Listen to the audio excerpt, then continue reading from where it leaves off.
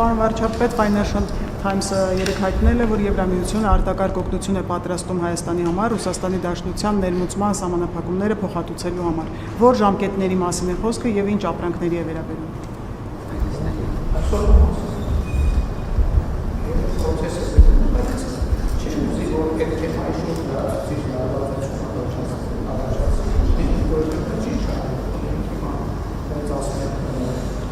Հագել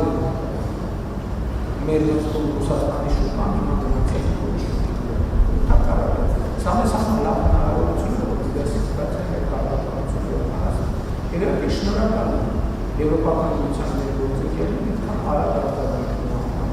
այդ ֆինանսական աջակցության եւ այլ գործիքներ, որոնցով մեր ուժերային հնարավորությունները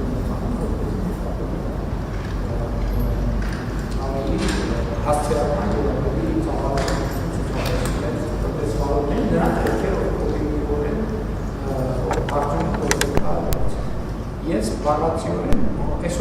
մասին, որտեղ ամեն օր աշխատանք է տեղի ունենում եւ ամեն օր իրադարձություններ են տեղի ունենում։ Այսօր եթե հետեւել եք կառավարության նիստին, էկոնոմիկայի նախարարը նշեց արդեն այն նոր ուղղությունները, որոնցով մենք արտահանումներ իրականացնում ենք, արդեն երկրների թիվը տասնյակից անցնում է։ Ընդ որում նրանց մեծ մասը նախկինում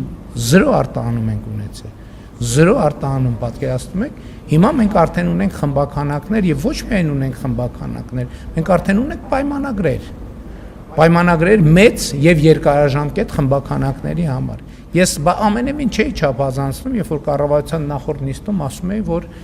մեր մեծ ծավալը լինելու է պայմանագրերը, մեր մեծ խնդիրը լինելու է պայմանագրերը ապահովելը, որպեսզի ապրանքները մենք կարողանանք պայմանագրերին համապատասխան մատակարարել, որովհետեւ այն շուկաները, որոնք բացվել են հիմա, իրենց ակնկալիքը եւ պահանջարկը շատ ավելի մեծ է, քան մենք նախորդ շրջանում կարողացել ենք ընդհանրապես մատակարարումներ անել։ Եվ մենք պետք է մեր տնտեսվարողներին աջակցենք, որպեսզի նրանք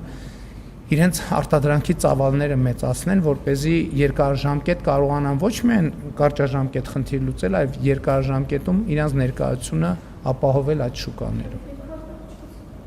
Ինչը։ Ուրեմն ես ձեզ մի բան ասեմ, որովհետև այդ հիմա ուրեմն ես ձեզ ուզում եմ ասել հետևյալը, որ բոլոր տնտեսվար, չկա այդպիսի տնտեսվարող, որը ասենք ենթադրենք ոչ մի հատիկ ծիրան նախորդողոց շրջանում չի փչանում, չկա այդպիսի բան։ Վարդելա փչանում, ծիրանելա փչանում, դեղցելա փչանում, դա արտադրական process-ի անբաժանելի մաս է։ Հիմա ուրիշ բան, որտեղ տեսնում ենք մի հատ փչացած ծիրան, դա դառնում է top news։ Այդ ծիրանը տոննաներով նախկինում էլ է փչացել։ Ոչ մեկ ուշադրություն չի դարձրել դրա վրա, որովհետև բոլորը հասկացել են, կներեք 1000 ներողություն, ձեր տանը ծիրան չի փչանում, մեր տանը ծիրան չի։ Դե